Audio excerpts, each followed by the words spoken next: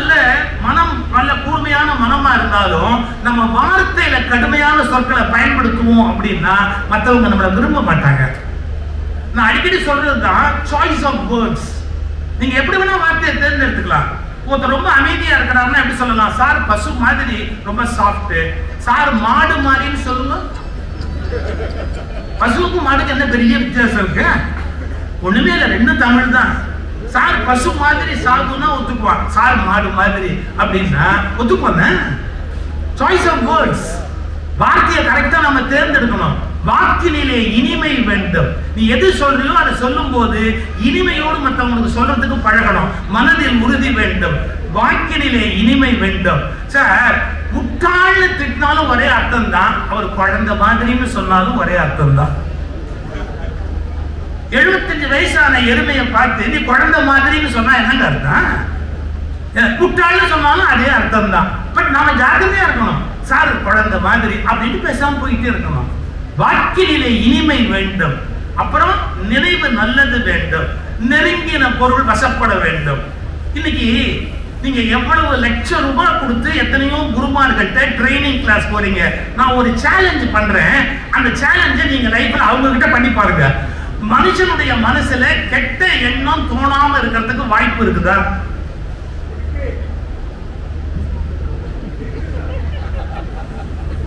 அவர் சொல்றாருன்னா எல்லாத்தையும் நம்ப முடியாது. கெட்ட எண்ணம் தோணாத மனுஷன் ஒருத்த கூட உலகத்துல இருக்க முடியாது. எழுதி வச்சுங்க. நான் சொல்றேன், எவ்வளவுதான் முயற்சி பண்ணாலும் எண்ணங்கள் தோன்றுகிற போது நல்ல எண்ணம் தோன்ற மாதிரியே கெட்ட எண்ணமும் உங்களுக்குள்ள தோணிட்டு இருக்கும். ஏன்னா உங்க மரபணுன்னு ஒண்ணு இருக்குது.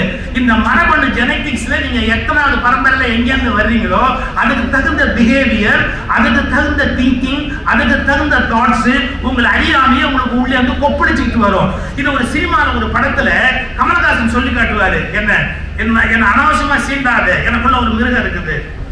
அந்த மிருகம் எவ்வளவு நாள் எங்க போயிருந்தது? இவ்வளவு நாள் அந்த மிருகம் எங்க போயிருந்தது? அது எப்ப வெளிப்படும்னு தெரியாது. ஏன் தெரியாது? அது உள்ளே தான் இருக்கும். ஆனா எப்ப வெளியில வரும்னு தெரியாது. நினைப்போ எல்லா ஸ்கூல் ஆஃப் தாட்ல என்ன சொல்லி கொடுக்குறான்? நீ வந்து நல்ல எண்ணங்கள் உள்ளவனாக மாற வேண்டும். தீய எண்ணங்களை முற்றிலும் அடித்து விட வேண்டும். தீய எண்ணத்தை அடிக்கிறதுக்கு எந்த சாமியாராவது ஒரு டெக்னிக் சொல்ல பார்ப்போம். தீய எண்ணத்தை எப்படி அடிக்கிறது? தப்பான எண்ணம் வருது, அந்த தீய எண்ணம் வராம இருக்கிறதுக்கு இல்ல வந்துட்டாக எடுத்து போடுறதுக்கு என்ன இன்ஸ்ட்ருமெண்ட் அவைலபிள்? இப்ப பாருங்களேன், ஒரு இடத்துல வந்து தப்பா அரிசியில கல் இருக்குது பாருங்க, கையை வச்சு இப்படி பொறுக்கி வெளியே எடுத்து போடலாம். சில அரிசியில திருவண்ணாமலையே இருக்குது, அப்படி எடுத்து அந்தாண்ட போட்டுடலாம். ஏதோ ஒரு கிடிக்கி இருக்குது, அந்த கிடிக்கில ஒரு சின்ன தலைமுடி கிடக்குன்னு வச்சுங்க, அந்த கிடிக்கியை யூஸ் பண்ணி அந்த தலைமுடி அப்படி எடுத்து அப்படி தூக்கி வெளியே போடலாம். எங்க உங்களுக்குள்ள இருக்கிற கெட்ட எண்ணத்தை எதை வச்சு பிடிச்சி எப்படி தூக்கி வெளியே போடுவேன்னு சொல்லுங்க. கெட்ட எண்ணமே இல்லாத இந்த உலகத்துல இருக்கிறான்னு நினைக்கிறீங்களா? நீங்க விரும்பினாலும் விரும்பாட்டாலும் கெட்ட எண்ணம் வரும். நீங்க விரும்பினாலும் விரும்பாட்டாலும் சமயத்துல கெட்ட வார்த்தையே உள்ள இருந்து வரும்.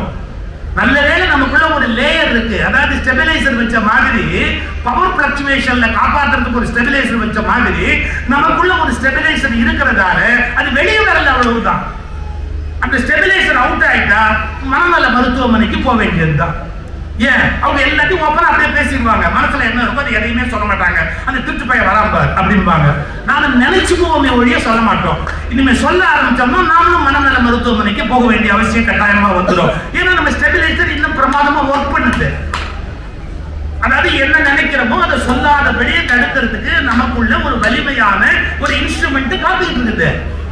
ஸ்டெபிலைசர் புடிங்கிச்சுன்னு வச்சுங்க, அவ்வளவுதான். பவர் பிளக்சுவேஷன்ல நீங்க ஆரம்பிச்சுவீங்க, உணர ஆரம்பிச்சுவீங்க. யாரை பத்தி என்ன தோணுதோ உண்மையை சொல்லுவீங்க.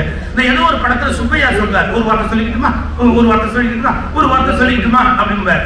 அப்படி எல்லா மனசுல நல்லதோ கெட்டதோ உள்ள என்ன வருதோ வெளியே வந்து பாத்துக்கிட்டே இருக்கும், நிறுத்த முடியாது. இப்ப சொல்லிட்டு போறேன், உங்க மனசுல கெட்ட எண்ணம் இருந்ததுன்னா அதை எடுத்து போடுறதுக்கு நான் டெக்னிக் சொல்லி தரேன்னு எந்த சாமியார் சொன்னாலும், இல்ல எந்த குருமார் சொன்னாலும், எந்த பெரிய மனுஷன் சொன்னாலும் இம்பாசிபிள் எழுதி வச்சுங்க.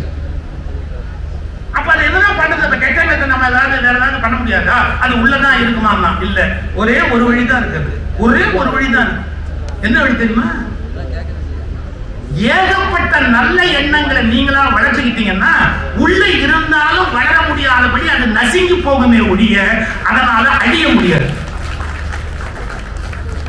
இதை கற்றுக் கொடுத்தாச்சுன்னா வாழ்க்கையில நீங்க இதை சொல்லிக் கொடுக்கறதுக்கு நிறைய பேர் தாடி மொட்டை எல்லாம் வச்சு 5 லட்சம் ரூபாய் 6 லட்சம் ரூபாய் வாங்கிட்டு இருக்கிறான். நான் இப்ப கொடுக்க போற 10,000மோ 15,000மோ புத்தக கண்காட்சியில வாங்கிட்டு இதை போய் சொல்லிட்டு போறேன்.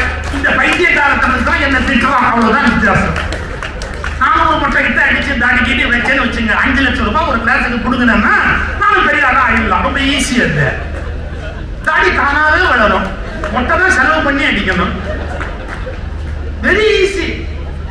ஏன்னா இன்னும் கொஞ்சம் ஜிப்பாவை நீளமா போடணும், இன்னும் கொஞ்சம் கால அளவு மறைக்கிற அளவுக்கு போடணும், அவ்வளவுதான் வித்தியாசம் இல்லையா? நீங்க உங்க மனசுல இருக்கிற கெட்ட எண்ணத்தை வெளியே தூக்கி போடணும்னா அதை எடுத்து போடுறதுக்கு கிடுக்கி இல்லைங்க, அதை எடுத்து போடுறது எப்படிங்கிறதுக்கு பயிற்சி இல்லைங்க. சில பேர் சொல்லி கொடுப்பான், நீ சுவாசத்தை உள்ளே எடுத்து உள்ளிருந்து வெளியே சுவாசத்தை விடுகிற போது அந்த சுவாச